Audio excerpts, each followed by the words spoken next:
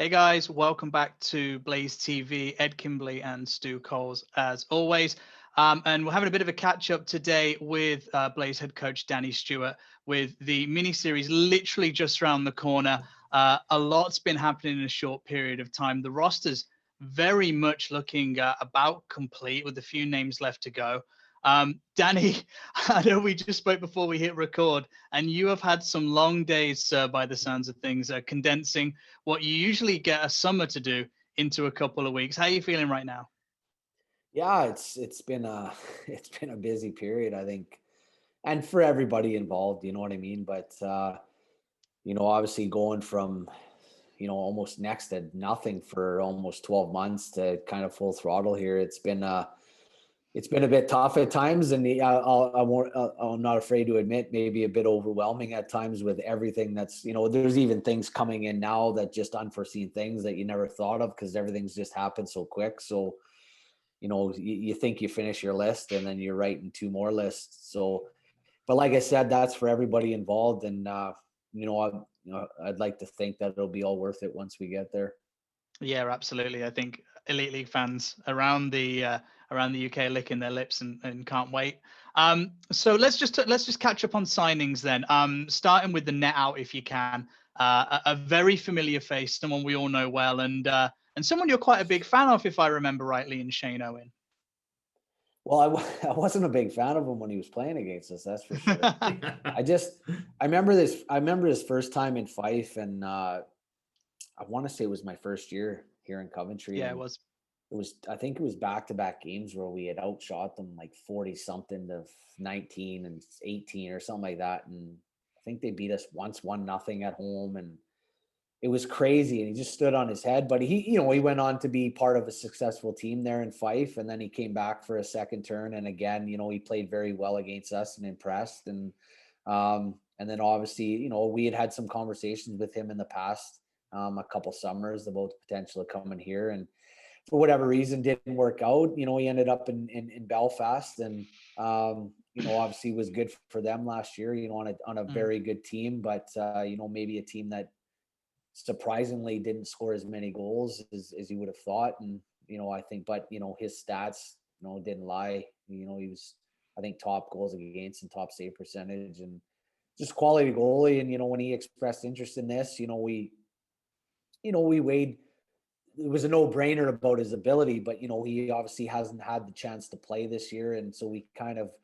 hummed and hawed about that. But to try and time it to perfectly time it to get a goalie that's going to be available right when the season finishes, you were rolling the dice. So we decided to go for it, and Shane's got the ability now, luckily, that a few things have opened up in Ontario to get on the ice a few times. And luckily we got Jordan Headley to share the duties with him, and that'll ease the load for sure.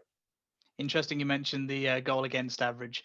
Bang on. He had the best GAA in the league and the best save percentage right here in CJ Mott. So you've got really good goalies back to back years. And it's something about his dependability as well in games as well. He's not coming into the Elite League fresh. He knows what it's all about, even if it's in a slightly different format, and that must be really appealing. Yeah, and I think the 1 year in Fife, I know he faced a lot of shots. I think they had a little bit of a younger decor that year, and in this mini series, there's going to be, I think, a lot more mistakes than you'll see in a regular Elite League game. So he's used to facing some rubber, and that we took that into consideration. And even I had one coach say he thinks he's better when he gets more shots than when he doesn't get as many shots. So that was obviously something we looked at. But yeah, I think he knows the league, he knows the country. It won't be tough in adjusting to that. So hopefully he comes in, and look, none of these guys are going to be at the top of their game. There's going to be a lot of rust to get rid of. So like I mentioned earlier, like having Headley there to ease the load and pick up some games as well is great. I think he's currently the oldest guy on the roster, and by default one of the most experienced. So to have something like this, he must be really excited for when you spoke to him. Something, I guess, out of the ordinary for his career.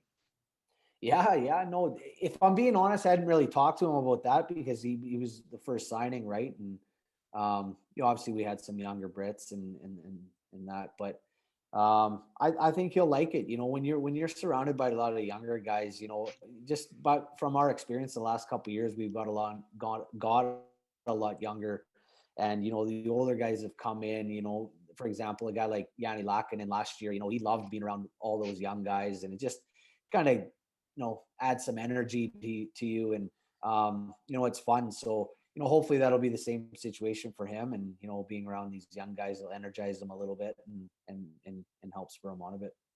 And particularly, I guess, Jordan Headley and young Will Bray as well.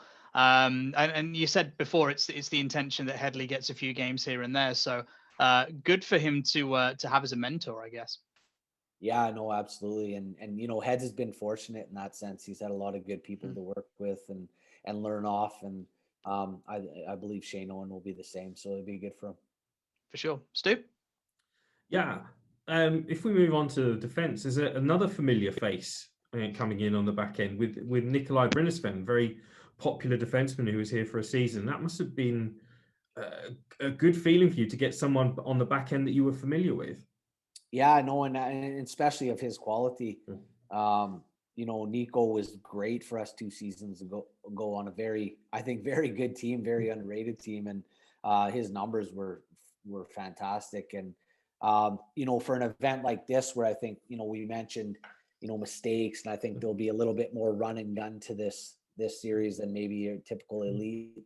And we know how well he skates and how well he gets up and down the ice, and he'll be great for us in all situations. Nico is a good pro. He takes care of himself. Like I said, he's a phenomenal skater, and he plays all situations, and that's what we needed, for this type of event. Yeah, and so like you said, you alluded to defenseman of the year in his season here at Coventry. And when you say there's going to be a few more mistakes, having that offensive capability at the back end on the big ice in Nottingham as well can really open things up, can't it? Yeah, he's massive for your transition game. I mean, he's like a fourth forward out there, and obviously, I'm sure you'll ask me about our next signing, and that was the decision made to kind of compensate for Nico. He's a fourth forward out there sometimes, but I think to hold him back would be silly, and he's the type of guy you just gotta maybe you give him a little bit more leash than the rest of the guys. But with his skating, if he jumps up, he's going to be sometimes the first guy back. So we're happy to have him back, and it'll be exciting to get a face back like him. And you mentioned to us in the last time that we spoke that you were looking for sort of like an offensively minded guy, carries the puck, who could run the power play. Is this the guy? Is that what you found here?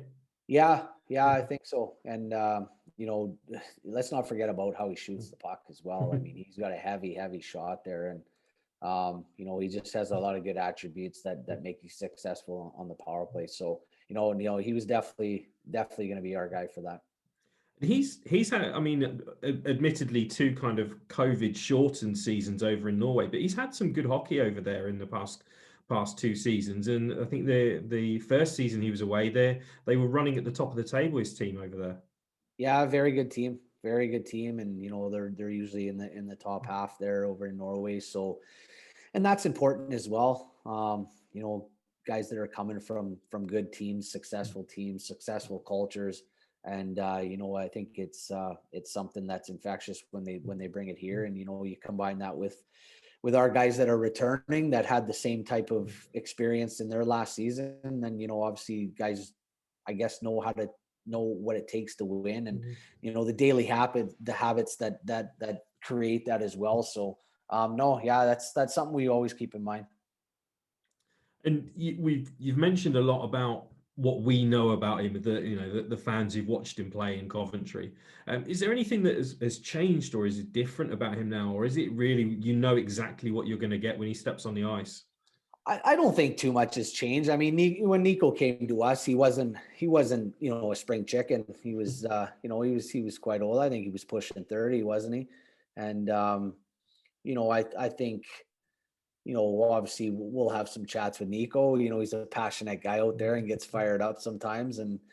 But you know what, I remember having this conversation with him when he left, and sometimes you got to try and rein it in a little bit, but at the same time, that's what makes him good. Is he's got that passion, and he's fiery, and he plays with passion. So it makes him a good player. So like I said, you can't try to turn these guys into perfect players, perfect people. You know what makes them maybe distracted at times also makes him good. So, but I don't think we'll see too much difference. I think we'll see a guy that's going to be very offensive minded, but works just as hard on the other end of the puck as he does going forward. So, I think it'll be exciting for our fans to see him back.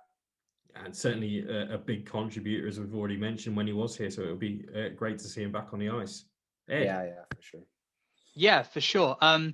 We seem to have picked up a lot of Scandinavians on the way for this mini series. Nikolai's countryman Max Krog certainly looks like an interesting guy. I guess not what you'd naturally attribute a Norwegian player to, kind of the opposite of Nico in many ways. Big, stocky guy, plays defense first, but he also looks like he can skate really well too. Is that fair?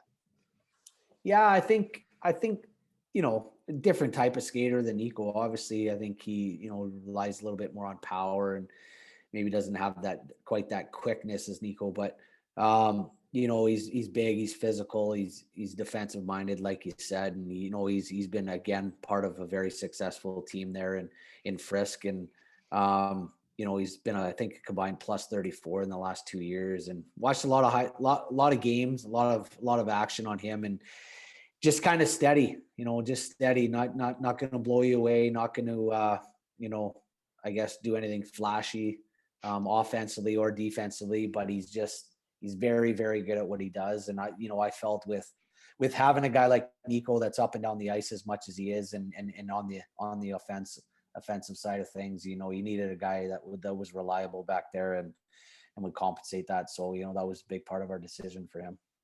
I guess then reading between the lines, the intentions to partner them two up. Yeah, absolutely.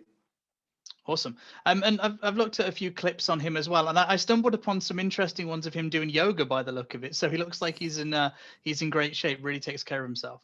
Well, I don't dig that deep, Ed, when I'm doing my recruiting, but if you say so, then I'll take your word for it. Fair enough. And he's achieved quite a lot for a young guy. I think he's 22, 23 years old. He's already got Champions League experience. He won a Norwegian title. He's had some games with the national team. He had a standout junior career. I mean, Frisk won everything, I think, when he was from under 16s up through to under 20s. So for a young dude, he's got a lot of experience. That's going to be crucial. Yeah, absolutely. You know, we like Norwegian national team's a good side, and to have already, you know, contributed to that program at 22 years old, you got to be quite capable. But we liked the fact that he still had, you know, some youth as well. And, you know, we were quite weary about, you know, just be transparent. We were quite weary about, you know, maybe some older national team guys coming over just to stay in shape for world championships, and, you know, potentially coming over for a 5-week vacation. Right. So, and I'm not saying all guys that are older are doing that. We just were weary of it. And, you know, we liked his age and we liked his compete, and we knew that he'd come over here and play hard for us. So, you know, we're excited to get him over here. And this is something that he must be really excited about as well, because he plays his pro hockey in Asker. He's from Asker. He played all his junior hockey in Asker. This is going to be the first time, aside from Champions League games, that he gets to set foot outside of Norway. So this must be a really awesome experience for him too. Yeah, I think so too. You know, you come up through a junior program and play there your whole career, and like you said, right into the pros, and it'd be a nice experience for him. Nice cultural experience. You know, get to be around a different lifestyle. Well, I guess when they get out of quarantine, be a bit boring up until then. But, you know, like I said, different club, different organization, different voices. It's all good for the experience, and, you know, hopefully, you know, he can learn something from his time here, and obviously benefit us as well. Yeah, definitely. And with Krogdal and Brynäsven, that's the D core complete. I mean, are you happy with what we've got? What are your thoughts on what type of defensive unit it's going to be? Yeah, I mean, I think we got a bit of a mixed bag there. You know what I mean? You know, in a perfect world, would we have more offense coming from the back? Yeah, maybe.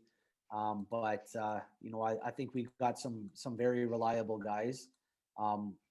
what was available. Like I said, like, Cole Shudra was, steady Eddie. He's going to be dependable. He's going to be able to make simple plays and be relied upon not to make too many mistakes. And, we know what Chris Polkamp brings, good skater, competes hard and very good defensively. Clem, great puck moving guy. And, we'll probably get Clem onto the power play in this event. That's our plan. Get him some special teams minutes, some situational minutes that maybe he hasn't had in the last couple of years. And I think that'll be big for his development in terms for, preparing for next year. And, Paul Swindlehurst, obviously national team guy, great skater, defends well, good stick. And, he'll be good for us back there. And, I like our balance. I think just steady would probably be the best term, but, we'll still be able to move the puck, get the puck in our forwards' hands so we can get on the break and score goals. So, I like what we have. You mentioned Clem getting some power play time. Ordinarily, he doesn't necessarily feature on the power play too much, and I guess guys are going to be been put in situations and given minutes and where I guess they wouldn't necessarily have had for a while. So I guess that'll be good for them too. Yeah, I think it's a big part of this thing. I think it's a great opportunity. We mentioned Headley earlier.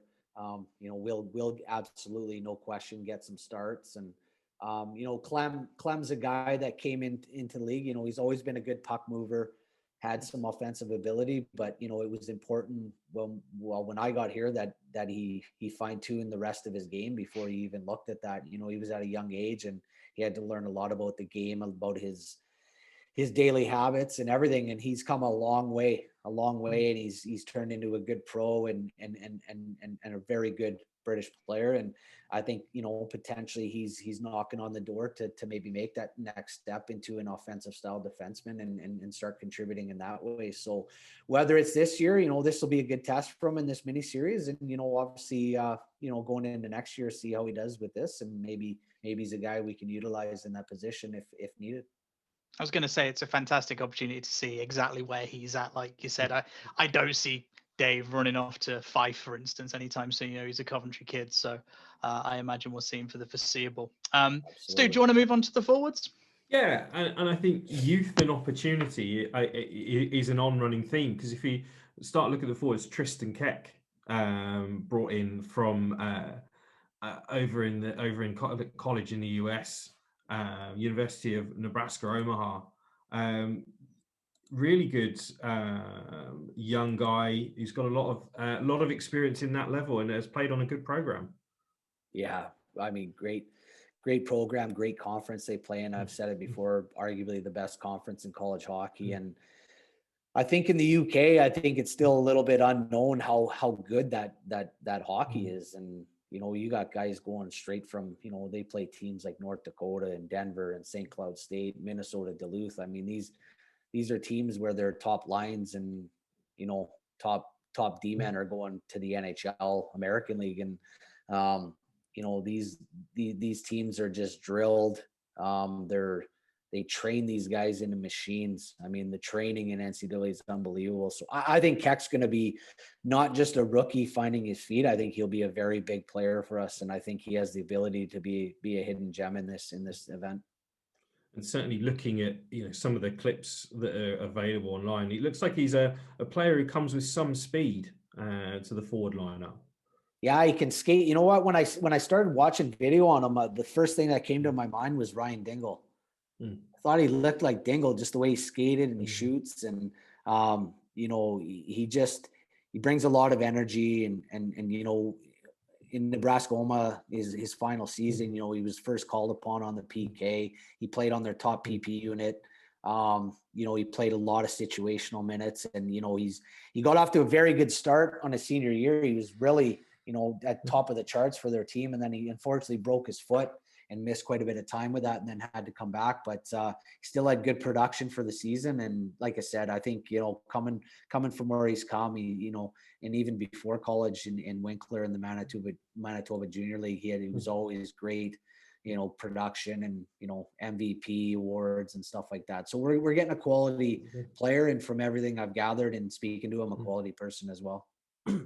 And does the success that you've had with recruiting from NCAA over the last year or so, does that make you feel even more confident that you know the sort of guy that you're getting? Because obviously recruitment can be a bit hit and miss sometimes. Yeah, absolutely, it can. And you know, with the NCAA, it's tricky sometimes because, you know, obviously the top guys at NCAA, they're not looking at the UK. And maybe in another year, you know, other than a pandemic here, you know, maybe Tristan Keck isn't looking at the UK just yet. And then, you know, there are some bottom end NCAA guys that maybe would have a tougher time making the transition to pro, and it's finding those middle guys. But like I said before, you know, a great program like Nebraska that plays in such a tough conference. I mean, these guys are good hockey players, and I think, you know, you limit the risk in taking these guys, I think, when you're selective like that. And have you had a chance to speak to him much yet about sort of what he's going to experience coming over and sort of being part of his first pro organization? I mean, I've had a couple conversations with him, but not as much as I'd like to. You know, just things have been so crazy with, you know, just recruiting and coaching has been one thing, but it's been everything else. It's planning the logistics of this whole thing and getting equipment in and ITC cards and flights booked. It's just been crazy. So I haven't been able to speak to the players as much as I would have liked to, obviously, like I would in a regular off season. So things have happened quick. I think these guys are going to show up still a little bit unsure what to expect, but you know, we'll try to give them as much info as possible without overwhelming them in the first few days. And, you know, because it's important that these guys get in and just kind of find their feet first before you overwhelm them. And, you know, we'll have to shrink the information down a little bit than we would for a full season, just to kind of get guys going and on the same page. But no, it's, you know, he'll be fine. I think like I said, he's come from a good level where they're drilled right, and he'll do well for us.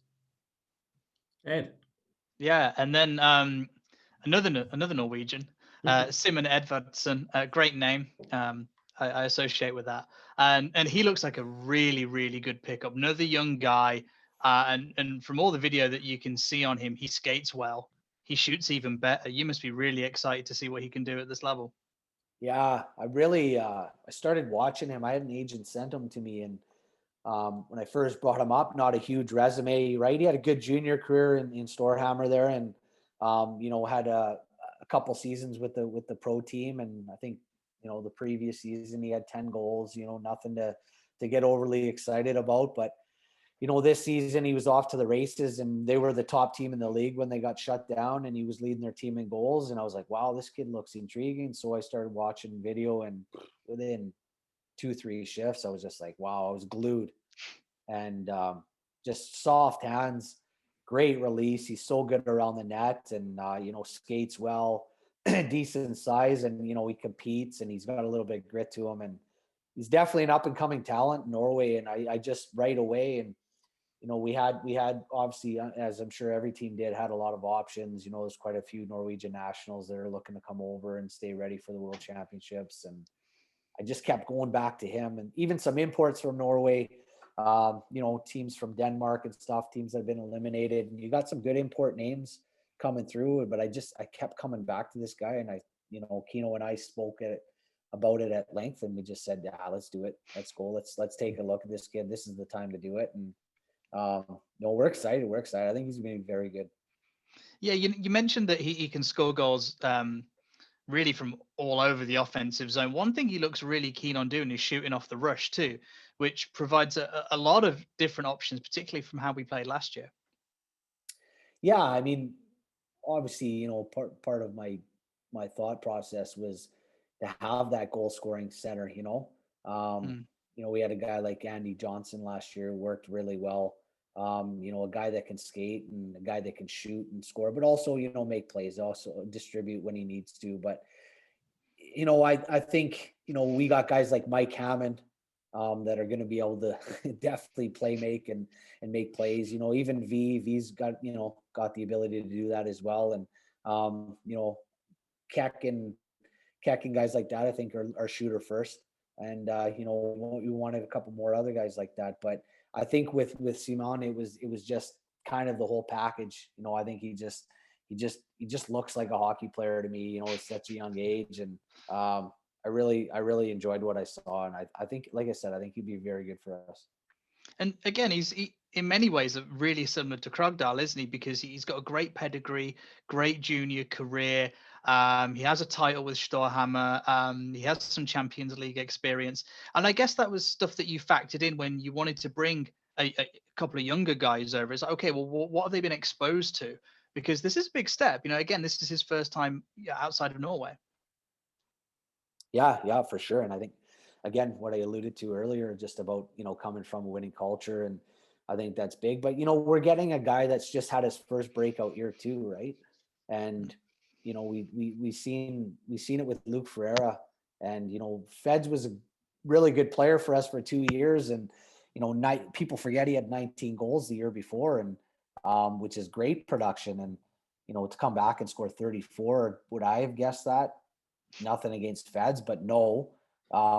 If he had scored 25, I wouldn't have been surprised, because Feds has that ability. But Feds, just with more time and more responsibility, was great. And I think you'll see the same with Edvardson. He's coming off his best season, his first true season of production in at the pro level, and I think he'll be coming here with a boatload of confidence. Yeah, I mean, he's scoring a heck of a rate of knots over in Norway. 14 goals in 24 games is a pretty blistering pace. And we had a really similar conversation a few years ago about Ben Lake as well. He had a solid year for the Blaze, then kind of exploded in his sophomore year, if you like. But sticking with Edvardson, the way he moves around the ice pad, I mean, Nottingham's a big surface. I guess with all the games being there, it's really going to suit him. Yeah, and that's what they're used to. Right, the Norwegians are not used to coming and playing at the Sky Dome, right? So, whether if we were playing at the Sky Dome, would we have a different look to our squad? Possibly, but with the game changing as much as it is, and getting a little bit more finesse and skill over physicality, then maybe we made the same decisions. But no, definitely with that little extra room, you'll be a little bit more effective, and no, we're excited. Just a random question, not necessarily about Edvardson, but about kind of some of the signings. 3 Norwegians. Nico, if I remember rightly, was our first ever Norwegian to play in the Long Blaze history. Now we've got 3 in 1 year. What necessarily attracted to you about bringing players over from there for this, or was it just a coincidence? Well, I mean, you obviously wanted to have a good chunk of guys that have been playing some type of hockey this year. If we showed up with 23 guys that haven't played, I think it would have taken us quite a long time to get going. So in a perfect world, you'd have all guys that have been playing somewhere, but it was never going to be the case. And some have played more than others. But, when we were obviously in contact and keeping our eye across Europe when we started recruiting for this thing, some leagues coming to an end, some leagues playoffs starting, first rounds ending. So we're just trying to look at what was becoming available. So when the Norwegian league decided to call it quits, then it opened us up to a whole pool of players, and Norwegian agents were contacting us. The manager of the national team was contacting us, trying to get their players positioned. So it just that obviously helped with it. But obviously after that you gotta look at what's available and make the best decisions. And I just, again, what I mentioned earlier, these guys that we've signed have been part of good programs, good teams, and have had good success on those teams and played big parts for those teams. So, that was a big part of our decision. For sure. Stu, is there anything else you want to add at this point? No, I'm just really excited to just get going. I'm probably not quite as tired as Danny is, but excited all the same. We're all busy in our own ways, guys. No, for sure. I keep having to stare at the clock twice because I can't believe what date it is. And the first game is circled a few times in red, so that's just around the corner. So Danny, we'll let you get back to it. I know you were keeping tabs on a few things there, and we'll look to have the roster finalized in the next couple of days. So we'll be speaking to you soon, no doubt. Sounds good, guys. Thanks, Danny. Thanks, guys, and as I just said, we'll speak to you soon when the roster's complete. Any day now.